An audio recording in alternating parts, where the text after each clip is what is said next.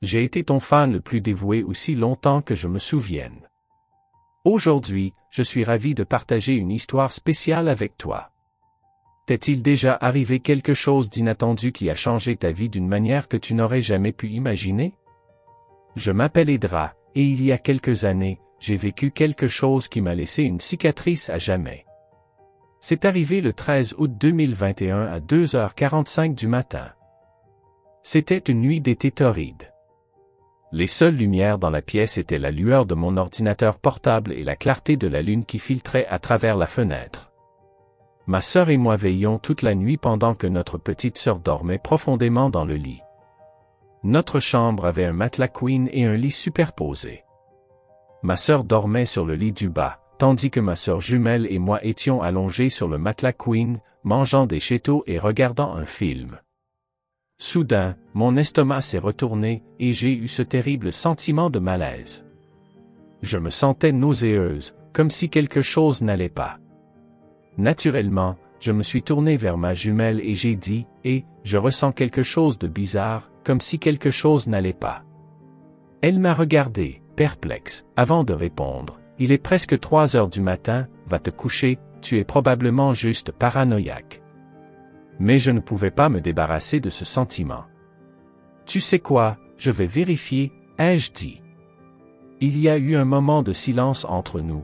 Les seuls bruits étaient le doux ronronnement du ventilateur et les ronflements légers de notre petite sœur. Puis ma sœur jumelle a éclaté de rire. De manière passive-agressive, j'ai répliqué « Si je meurs, mon sang sera sur tes mains. » J'ai descendu lentement les escaliers sur la pointe des pieds, en faisant attention de ne pas allumer de lumière pour ne pas réveiller mes parents. Mon anxiété augmentait, et l'adrénaline parcourait mes veines alors que je commençais à vérifier le salon. Tout semblait normal, alors je me suis dirigé vers la cuisine. Je me sentais comme le personnage principal d'un film d'horreur, convaincu qu'il y avait une caméra cachée enregistrant chacun de mes mouvements. Encore une fois, rien ne semblait anormal. Puis j'ai eu cette soudaine et irrésistible envie de vérifier le jardin. M'armant d'un pistolet à eau, j'ai décidé que si je rencontrais un intrus, je ferais comme si c'était un vrai pistolet, avec des effets sonores dans ma tête. Dans mon esprit, c'était la meilleure idée du monde. Alors que j'atteignais la poignée de la porte, la fatigue a commencé à s'installer. Je me suis dit, Edra, il est 3 heures du matin, tu es probablement juste paranoïaque, retourne te coucher.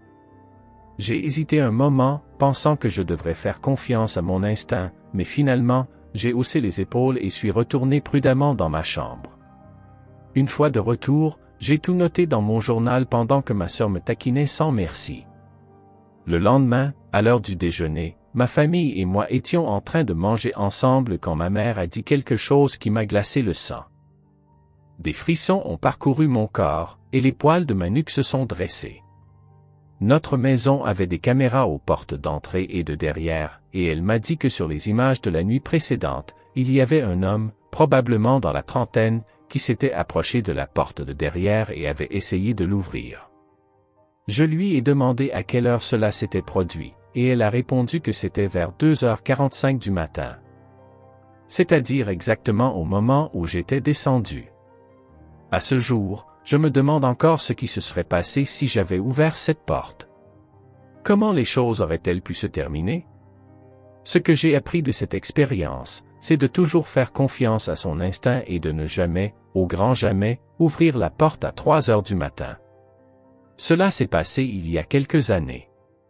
Mes parents étaient partis en ville pour assister à un mariage et j'étais seul à la maison. J'ai décidé d'inviter une amie. Elle s'appelle Maya et vit dans une rue derrière la mienne. Je l'ai appelée et lui ai demandé si elle pouvait venir chez moi, et elle a accepté. Je me suis levé et j'ai commencé à préparer des snacks et du thé pour nous. Environ 20 minutes plus tard, j'ai entendu la sonnette de la porte. Elle a sonné encore et encore, comme si la personne était pressée. Alors que je m'approchais de la porte, j'ai demandé qui était là. C'était Maya. Quand j'ai ouvert la porte, elle s'est précipitée à l'intérieur. Elle avait l'air terrifiée. Je voyais qu'elle tremblait et était à bout de souffle. Je l'ai fait entrer et lui ai donné un verre d'eau. Puis je lui ai demandé ce qui n'allait pas. Elle m'a dit que pendant qu'elle marchait vers chez moi, elle avait vu un homme la fixer et lui sourire. Elle s'est sentie mal à l'aise, l'a ignoré et a continué à marcher. Après quelques pas, elle s'est retournée pour voir si l'homme était toujours là, et il la suivait. Elle s'est précipitée chez moi, espérant échapper à cet homme. Quand elle est arrivée à ma porte d'entrée et a regardé autour d'elle, l'homme avait disparu. Je l'ai rassurée en lui disant qu'elle était en sécurité maintenant qu'elle était à l'intérieur de ma maison. Nous avons pris notre thé, mangé nos snacks et avons parlé de l'école, des films et d'autres choses. Après un moment, nous avons eu faim et avons commandé une pizza. Puis nous avons regardé Netflix. Environ une demi-heure plus tard, la sonnette a retenti. J'ai supposé que c'était le livreur de pizza, alors je suis allé à la porte et j'ai demandé qui était là. La voix de l'autre côté a répondu, « Livraison de pizza, madame. » J'étais sur le point d'ouvrir la porte, mais mon amie a crié depuis l'étage comme une folle. Elle s'est précipitée en bas des escaliers en hurlant de ne pas ouvrir la porte. J'étais paralysé. Elle a attrapé ma main et m'a tiré à l'étage dans ma chambre, verrouillant la porte derrière nous. Je lui ai demandé ce qui se passait, et elle m'a dit qu'elle avait regardé par la fenêtre, c'était le même homme qui l'avait suivi plus tôt, debout devant la porte. J'étais secoué. J'ai immédiatement appelé la police. Pendant que nous attendions, nous avons entendu quelqu'un frapper à la porte et crier pour que nous ouvrions. Tout ce que nous pouvions faire, c'était nous asseoir et pleurer. Quelques instants plus tard, nous avons entendu les sirènes de la police. Quand nous sommes sortis, l'homme avait été arrêté. Plus tard dans la journée, la police nous a informé qu'ils avaient trouvé le corps d'un livreur de pizza qui avait été poignardé à mort. L'homme à la porte avait prévu de nous tuer aussi. Jusqu'à ce jour, je pense à ce qui aurait pu se passer si mon ami n'avait pas vu l'homme dehors. Il est possible que je ne serais pas en vie pour te raconter cette histoire. Cela m'est arrivé quand j'avais environ 10 ans. Ma famille et moi étions en vacances, et nous avons voyagé jusqu'à notre destination en train. Mes proches vivent dans un autre État, et nous avons décidé de prendre le train pour nous y rendre, puisque nous étions de la classe moyenne et ne voulions pas dépenser beaucoup d'argent en billets d'avion. Une fois arrivés à la gare, nous avons pris nos affaires et sommes descendus du train. Alors que nous marchions sur le quai, un homme bizarre est venu vers nous avec un grand sourire. C'était l'un de ces gens qui aident à porter vos bagages de la gare jusqu'au taxi et qui facturent un prix. Il s'est tenu devant nous et a demandé si nous voulions de l'aide avec nos bagages. Mon père lui a poliment répondu non. Mon père et ma sœur aînée étaient occupés à essayer de réserver un taxi pour nous emmener de la gare jusqu'à chez mes proches. L'homme n'a pas abandonné. Il est resté là à nous observer. J'ai pensé que c'était une tactique pour rester là et nous rendre mal à l'aise afin que nous acceptions finalement son aide et le payions. Mais quelque chose était vraiment bizarre chez cet homme. Il ne semblait pas simplement espérer nous convaincre. Il n'arrêtait pas de me fixer, et tout à coup, il a commencé à toucher mes cheveux avec sa main boueuse, tout en gardant ce large sourire. Au début, j'ai juste souri et me suis caché derrière ma mère.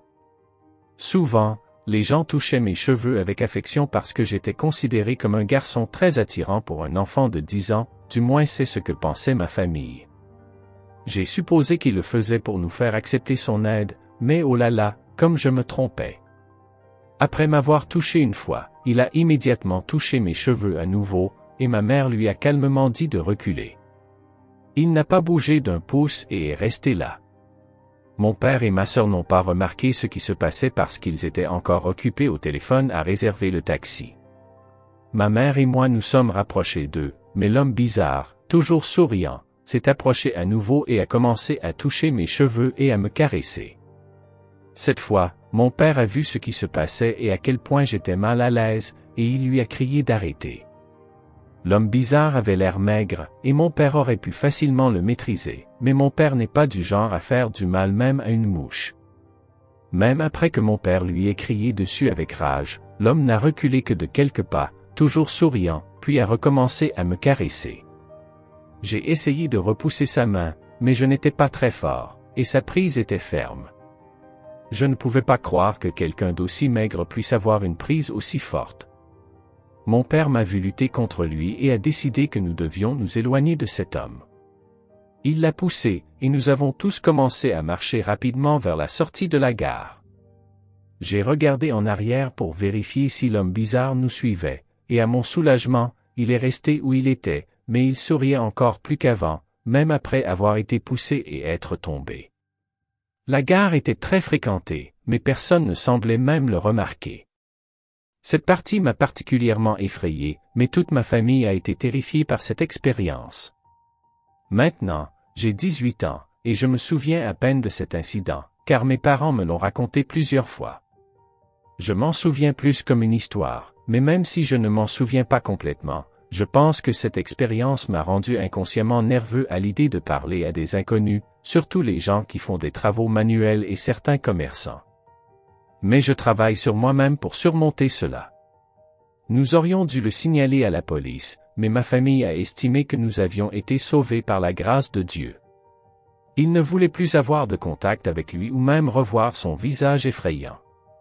Je ne sais toujours pas quelles étaient ses intentions avec moi, mais je suis reconnaissant que ma famille soit si protectrice et toujours là pour moi.